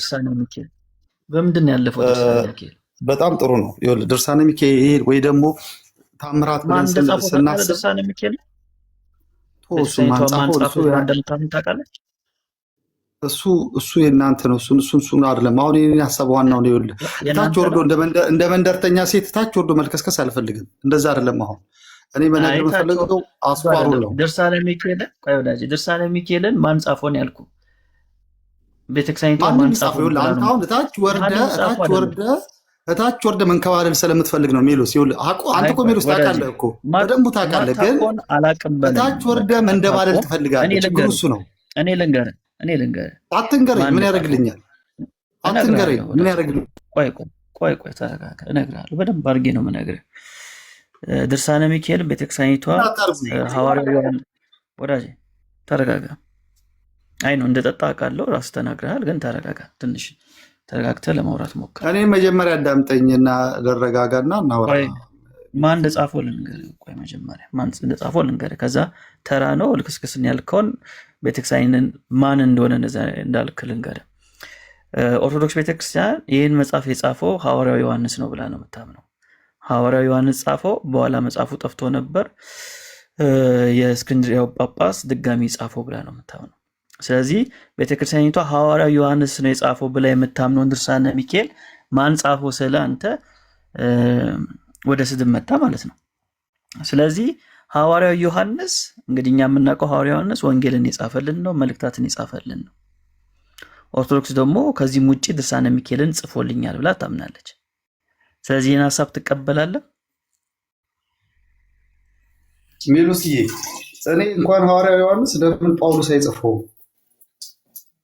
ሲጀመር ጳውሎስም የጻፈውን አንተ እኮ ያዕቆብ መልእክትን ልክ እንደ ማርቲን ሉተር ገለባ ነው ለማለት ትንሽ የቀረሰው ነው። ከዚህ በፊት እንትንን አይቼ አላልንም ያልነውን ብቻ ላይ ኮንቲኔንት እንትንን አይቼ ለምን ዲዮስቆሮስ አይጽፈውም? የሚካኤልን ታሪክ ለምን አሁን አቡነ ማትያስ ለምን አይጽፉት? እሱ አይደለም የኔ ጉዳይ፣ የሚካኤል ጉዳይ አይደለም የኔ ጉዳይ። እኔ እኮ ለምን እዛ ላይ እንደምትሄዱ አይገባኝም። የኔ ጉዳይ ሚካኤል ተከበረ አልተከበረ ያንተ ጉዳይ ምንድን ነው? እኮ እየነገርኩህ እኮ ነው። አሁን ይኸውልህ እናንተ እኔ እኮ ላገልጽላችሁ ስሉ አስጨነቃችሁ። ሚካኤል ተከበረ፣ ማርያም ተከበረች፣ ዮሐንስ ተከበረ፣ እየነገርኩህ ማርቆስ ተከበረ። የኔ የቤተክርስቲያን ዶኩም ቆይ አስጨርሰኛ ወዳጅ። ኧረ በምን እንደው በሚካኤል በዛሬ ሚካኤል ነው ዛሬ ጊዜያችንን አስጨርሰኝ። ወደ ፖይንት ግባ። ተከበረ ሳይሆን ይኸውልህ ዋናው ወሬው ልንገርህ። ሚካኤል ሳይሆን የኔ ህይወት ክርስቶስ ነው ብለን ስታምን የቤተክርስቲያን አናት ክርስቶስ ነው ስታል ስጋውን ገብርኤል ቤተክርስቲያን ሚካኤል ቤተክርስቲያን የምንሄደው የሚካኤልን ስጋና ደም አይደለም የምንበላው የክርስቶስ ስጋ።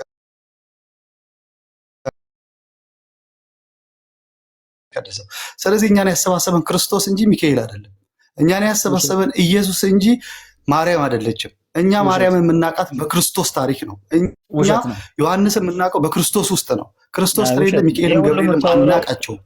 ይሄ ሁሉ ውሸት ነው የምታወራው። እናንተ ግን እታችሁ ወርዳችሁ ልክ እንደ ዳቢሎስ ትመሰመሳላችሁ። በጣም ታዝናለሁ።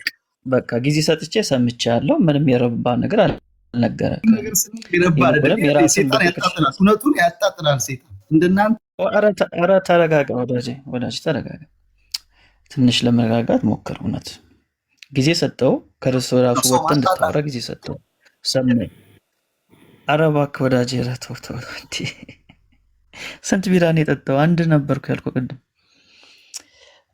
ያሳዝናል። ብቻ ለማንኛውም ድርሳነ ሚካኤል የቤተክርስቲያን እዚሁ የሚጋጭ ሀሳብ ማትንገረኝ። ቅድም አልወደድም። እብድ ስለሆንክ ራስህ ከራስህ ጋር የተጋጨ እብድነት ያሳዝነኛል። አዳም አሁን ደጋግመህ ላክልኝ። ስንት ጊዜ እኔ ኦርቶዶክስ መሆንን አላወኩም ነበር። ከገስት ላይ እንደው ገብተህ ቦታ እንዳትይዝ ብዬ በሚል የወንጌል አማኝ ትሆናለህ ብዬ አወረድኩ ማለት ነው። ገና ሪኩዌስት ስትልክ ከገባ በኋላ እንኳን ለምን ተደማምጣ አታወራም? ሰማህ አይደል ሜሎስ? አንተም ደግሞ ብትሰማው ምን አለበት? እስካሁን ከገባ ጊዜ ጀምሮ ፕሮቮክ ነው የምታደርገው። እሱን በሀሳቡ ላይ በእውቀት ላይ ለምን አታወራም? ይሄን ያህል የሚለምንህ አንተ ስትናገር ጸጥ ብሎ ሰማህ። እሱ ግን ሲናገር አንተ መካከል ላይ ትገባበታለህ። እና ሰማው እባክህ። ሜላ ቀጥሉ። ቴንኪው ቴንኪው። እንግዲህ ታች ወርዳችሁ የሚለው ቤተክርስቲያኒቷ ሐዋርያ ዮሐንስ ጽፎልኛል ብላ የምታምነውን መጽሐፍ ነው። እንግዲህ መጽሐፍ ቅዱስን በተለይ አዲስ ኪዳንን እኮ እኛ የምንቀበለው ሐዋርያቶቹ የጌታችን የኢየሱስ ክርስቶስ ደቀ መዛሙርት፣ ኢየሱስ ራሱ የመረጣቸው ደቀ መዛሙርት አብዛኛውን መጽሐፍ ጽፎታል ብለን ስለምናምን ነው። ሐዋርያዊ ስልጣን አለው ብለን ስለምናምን ነው። ስለዚህ የሐዋርያዊ ስልጣን ያለው ዮሐንስ ድርሳነ ሚካኤልን ጽፎልኛል ብላ ነው የምታምነው። ስለዚህ ቤተክርስቲያኒቷ እንደምትለው ከሆነ ሐዋርያ ዮሐንስ ከሆነ የጻፈው ድርሳነ ሚካኤልን ከዮሐንስ ወንጌል ጋር እኩል ነው። ለምሳሌ በዮሐንስ ወንጌልና በአንደኛ ዮሐንስ መልእክትና በራዕየ ዮሐንስ መካከል የስልጣን ልዩነት የለም። እኩል ባለስልጣን ናቸው። ለምን? የጻፋቸው ሰው አንድ ነው፣ ሐዋርያው ዮሐንስ ነው። መበላለጥ የለም። ስለዚህ ድርሳነ ሚካኤልንም ሐዋርያው ዮሐንስ ከጻፈው እኩል ነው ማለት ነው። እኩል ነው፣ ከመጽሐፍ ቅዱስ ጋር እኩል ነው። ስለዚህ ይህን መጽሐፍ ታች ወርዳችሁ የሚል ሀሳብ ስታመጣ ያው መልስ የሌላችሁ ነው እንጂ ቤተክርስቲያኒቷ በዚህ ልክ ነው ይህን መጽሐፍ የምትቀበለው። ስለዚህ ርዕሳችን ሚካኤል ስለሆነ እዚህ ጋር ቆይ፣ እኩል ነው እንበል ሜሎስ፣ እኩል ነው እንበል፣ እኩል ነው ብለን እንቀበል። ትክክል ነው። እንደዛ ብላ ታመነች፣ እኩል ነው እንበል።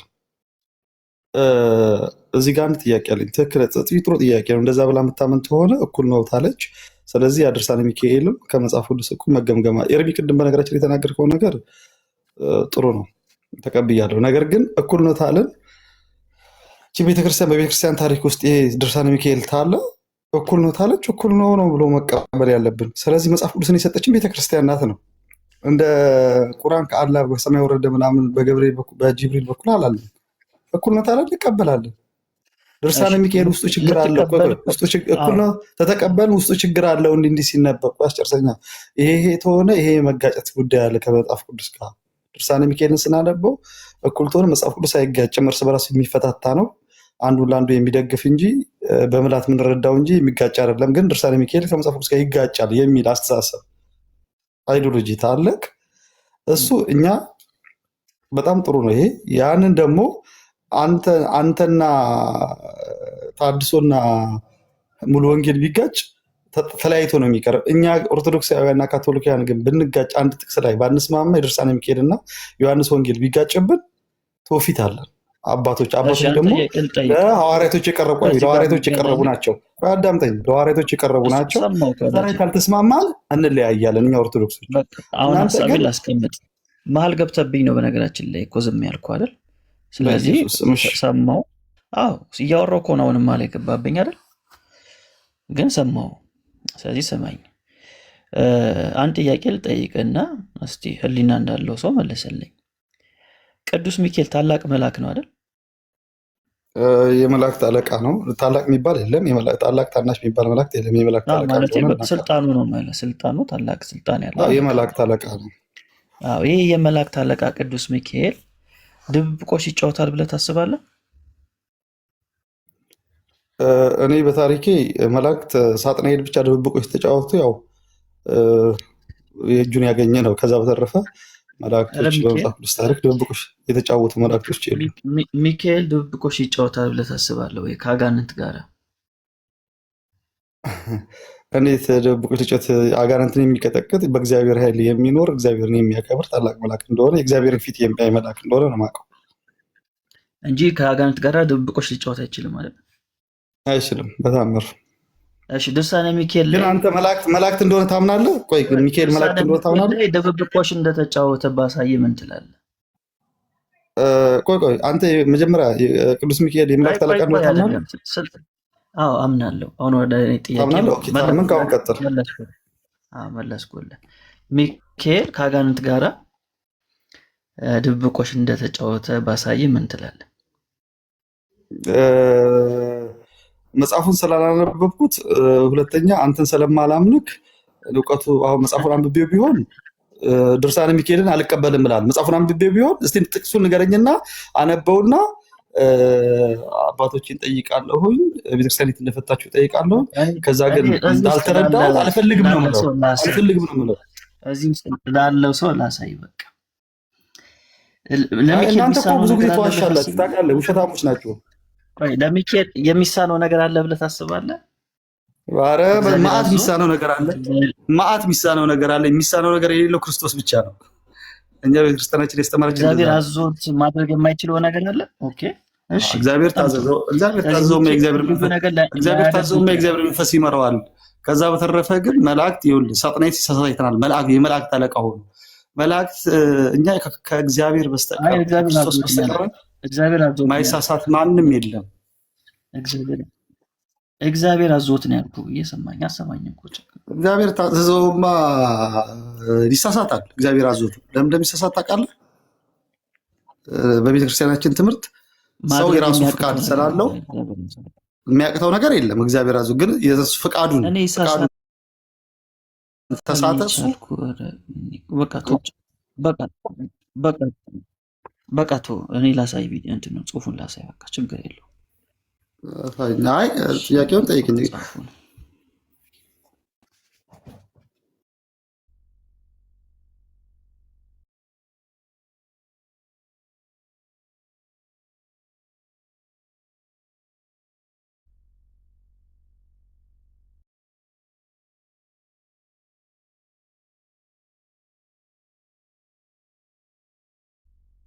ድምጻችሁ አይሰማኝም። ኔትወርክ ነው አለን። ቆይ ሁሉም ሚዩት አድርጎ በጨዋነት እየጠበቀ ስለሆነ ነው። ሜላ እያወጣው ነው አለን። እሺ እርሚ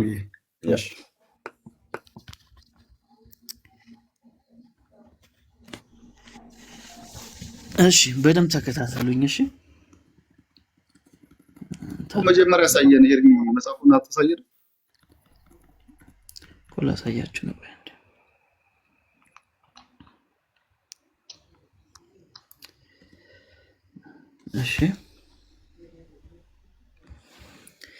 እሺ ድርሳነ ሚካኤል ዘጥቅምት ገጽ 319 ላይ እንደዚህ ይላል። እሺ ምን ይላል? የእግዚአብሔር የአምላካችን የጥበብን መላት የታምራቱን ብዛት ቀጥሎ እንደሚከተለው እንሰማለን። እግዚአብሔር በፍጹም ልቦናው የሚወድ ትእዛዙንም የሚፈጽም አንድ ሰው ነገረኝ፣ እንዲህም አለኝ አለ። የክርስትና እምነት ያለው ሰው የመላእክትን፣ የነቢያትን ወይም የሐዋርያትን፣ የጻድቃንን፣ የሰማዕታትን ቢሆን መታሰቢያቸውን ቢያደርግ በእውነት እግዚአብሔር ይምረዋልን ብሎ ጠየቀ። አዎን ይምረዋል። መልአኩም መልሶ አንተ ሰው ለመላእክት ምን ያህል ስልጣን እንደተሰጣቸው ላስረዳ አለኝ። እሺ ሊያስረዳው ነው። ከደቂቀ አዳም ወገን ሰውነቱ በኃጢአት የረከሰ አንድ ሰው ነበር። ያ ሰው ከተወለደበት ቀን ጀምሮ እሺ እሰማለሁ። ድምጽ ያለ ይሰማል። ሞይሎስ ተሰማለ ሜላ እኔ ጋር ሳቀርቁብኝ ነበር። እሺ ከደቂቀ አዳም ወገን ሰውነቱ በኃጢአት የረከሰ አንድ ሰው ነበር። ያ ሰው ከተወለደበት ቀን ጀምሮ ከተንኮልና ከክፋት በስተቀር አንዳችም በጎ ስራ ሰርቶ አያውቅም። ተመልከቱ በደንብ ኃጢአተኛ ሰው ነው፣ ምንም በጎ ስራ የለውም። ነገር ግን አንድ ዓላማ ብቻ ነበረው። ይኸውም በየወሩ የቅዱስ ሚካኤልን በዓል ማክበር፣ ዝክሩን እየዘከረ ለነዳያን ማብላት ማጠጣት ነበር። ከጊዜ በኋላ ግን ያ ሰው ሞተና አጋንንት ይቺ ነፍስ የኛ ናት በማለት ሲደነፉ፣ ሚካኤል ግን የኔ ናት እያለ ይከራከር ነበር። እሺ እንዲህም የኔ ናት በመባባል ከጌታ ዙፋን ፊት ስለቀረቡ ተመልከቱ። ሚካኤልም የኔ ናት ይላል፣ አጋንንትም የኔ ናት ይላሉ፣ ይከራከራሉ በጌታ ዙፋን ፊት ስለቀረቡ ጌታ 4 አማራጭ ነገራቸው አቀረበላቸውና ሚካኤል ወስዶ ይደብቀው። ምኑን? ነፍሱን። ሚካኤል ወስዶ ይደብቀው። እናንተ ግን ፈልጋችሁ ብታገኙት ውሰዷት፣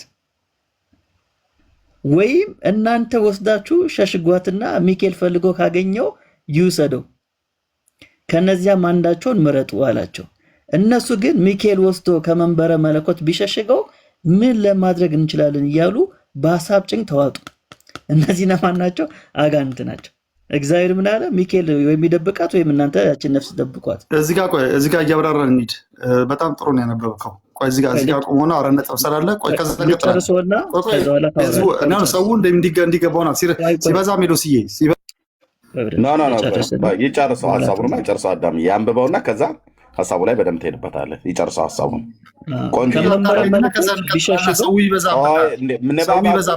እንደዚህ አይደረግም። እንደዚህ ፕሊስ አትረብሽ።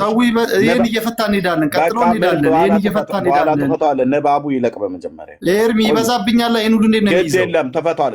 ቁጥር በቁጥር ተፈቷል። እንዴ ግድ የለም ትለኛለህ። እስካሁን አንብቧል አይደለ? ከዚህ በኋላ ደግሞ ይቀጥላል። እኔ ካወራሁ በኋላ ይቀጥላል። ይሄ በጣም ያወራውን እኮ ነው የምፈታው እኮ ትፈተዋለህ። ግን እውነት እንዳይወጣ እንዲህ ናቸው። እስካሁን ሚዩት አድርገው ፕሊዝ ወገኔ። በጌታ ካልሆነ ላስወርድ ነው። እኛ ስለምታጭበረብሩ ነው የምታስወጣ። ይህ ልፍታውና ሜላ ቀጥል። አንተ ስለ ኖርክ ህዝቡ የሚቀመጥ እንዳይመስልህ፣ አንተ ስለወጣ ህዝቡ መሄድ እንዳይመስልህ። እታች ሆነ ትሰማለህ ማለት ነው። ሜላ አንብብና ጨርስ። ቆንጆዬ ልብ አንጠልጣይ ተረት ስለሆነ ማለት ነው። ቀጥል። እሺ ድብብቆሽ። እሺ ከዚህ ልጀምርላችሁ። እንዲህም የኔ ናት በመባባል ከጌታ ዙፋን ፊት ስለቀረቡ ጌታ 4 አማራጭ፣ እናንተ ግን ፈልጋችሁ ብታገኙት ውሰዱት፣ ወይም እናንተ ወስዳችሁ ሸሽጉትና ሚካኤል ፈልጎ ካገኘው ይውሰደው፣ ከነዚህም አንዳቸውን ምረጡ አላቸው። የሚለው ጌታ ነው። እነሱ ግን ሚካኤል ወስዶ አሉ አጋንንቶቹ ከመንበረ መለኮት ቢሸሽገው ምን ለማድረግ እንችላለን እያሉ በሐሳብ ጭንቅ ተዋጡ።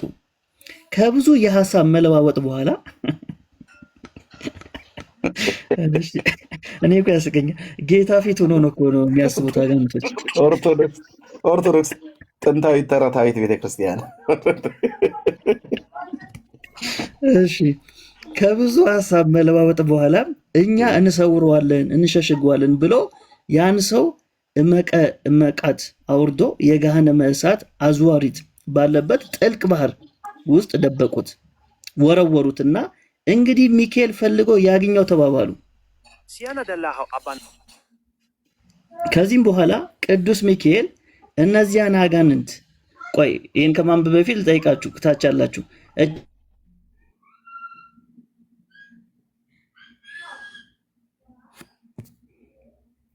ሜላ ተቋርጠሃል።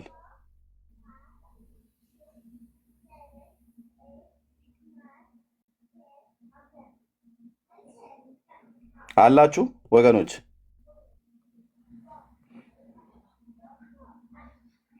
ገስት ላይ ያላችሁ እኔ እሰማለሁ። እሺ አለው። እሺ ተቋርጦ ነበር። እሺ ሜላ አሁን ቀጥል። እሺ ከዚህም በኋላ ቅዱስ ሚካኤል እነዚያን አጋንንት ከዚህ ቦታ አካባቢ ዘወር በሉ አላቸውና ወደ ሲኦል ገብቶ መፈለግና መንበርበር ጀመረ። ነገር ግን የሚፈልገውን አላገኘም ነበር። በአንድ ክንፉ 7,000 ነፍሳትን አወጣ፣ በሁለተኛውም ክንፉ እንዲያወጣ፣ በሶስተኛውም አወጣ። በመደጋገም በብዙ ሺህ የሚቆጠሩ ነፍሳትን አወጣ። ሆኖም ሊያገኘው አልቻለም። ያችን ነፍስ ማግኘት አልቻለም። በዚህም ሰው ምክንያት ያወጣቸው ነፍሳት ቁጥራቸው 7,540 ድረስ ደረሰ። ከነዚህም ውስጥ ያልተጠመቁ አረመኔዎች ይገኙባቸው ነበር። ያን ጊዜ የሰማይ መላእክት ሁሉ ይህስ እጅግ በጣም አስደናቂ ነገር ነው አሉ። ያቺ ነፍስ አልተገኘች። ሚካኤል አጣ። እግዚኦ። ከዛ እችን ልጨርስላችሁ። ያልተጠመቁ ነው ይላል፣ ያልተጠመቁ ናቸው። ያን ጊዜ የሰማይ መላእክትም ሁሉ ይህንስ እጅግ በጣም አስደናቂ ነገር ነው አሉ። ጌታችን በወንጌል ተመልከቱ፣ ጌታችን በወንጌል ያመነ የተጠመቀ ይድናል፣ ያላመነ ያልተጠመቀ ግን ይጠፋል ይላል አይልም? እንደዚህ አላለም ጌታ። እንግዲህ እኚህ ሰዎች እንዴት ሊድኑ ቻሉ ብሎ ይጠይቃሉ። አንተ የሰው ልጅ እሊህ አረማውያን የዳኑበትን ሳይጠመቁ ገነት የገቡበትን ምክንያት ሰምተህና አይተህ ተገነዘብክን ተብሎ ቢጠየቅ ቅዱስ ሚካኤል ስላጠመቃቸው ገነት ሊገቡ ችለዋል። ከሲኦል አውጥቶ አጥምቆ ነው ገነት ያስገባቸው ይሉናል ነፍሳቶች። ስለዚህ ሚካኤል ድብብቆሽ ከአጋንንት ጋር ተጫውቷል። እንደ ድርሳነ ሚካኤል ዘገባ ይህን ይመስላል። እንግዲህ ኤርሚሻ ቀጥል። እችን ነፍስ ፈልጎ አላገኛትም አይደል? ሚካኤል አላገኛትም፣ አጣት። ታዲያ በሲኦል ውስጥ እንኳን ያሉትን ነፍስ ፈልጎ ካላገኘ ይሄ ዝም ብሎ አሁን ጠላ ሲጠጣ የሚውለውን ሰው የት ፈልጎ ያገኘዋል ብለህ ነው? እሱ ነው ጥያቄ እንዴ? ይሄ በየጫት ቤቱ ተሰትሮ የሚውል ጎረምሳን የት ፈልጎ ያገኘዋል? ዙረቱ ይበዛበታል። ፈልጎ አጣ ነው አይደል ብለው ያሉን። እንዲህ ነው የምትቀልዱት አለ እናንተ በመላእክት ላይ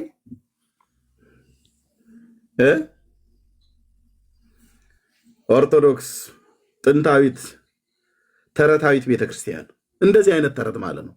መላእክት ድብብቆች ተጫወቱ በጌታ ፊት ቀርበው ማለት ነው። የኔ ነች አይደለችም፣ የኔ ነች። ለዚህ ነው ቁንጽል እውቀት ይዛችሁ ስትሉ የነበረ የእናንተን ሙሉ ነው። እንደዚህ አንቦርቅቀን ስናየው ኑ እስኪ መልሱልን፣ ና ኪነ ጥበብ እስኪ መልስልን ይህንን ድብብቆሽ። ማረቤን ያያችሁ ልጆች ባካችሁ አይነት እኮ ነው። ነፍስ ደብቆ ሚካኤል አጣ፣ ዲያብሎስ ሄዶ ደብቆ አጣ። በእርግጥ እኮ ገድለ ክርስቶስ ሰምራይም ላይ እኮ እንደዚህ ብለው ነግረውናል። እሺ ምን ትላለህ ኪነ ጥበብ? ምንድን ነበረ? አልሰማሁም። አልሰማህም? አልሰማህም አይደል? ብዙም አልሰማሁም። በቃ ካልሰማታችሁ ረድ ቴንክ ዩ። ሌሎች የሰማችሁ ሰዎች ነው። አልሰማም እሱ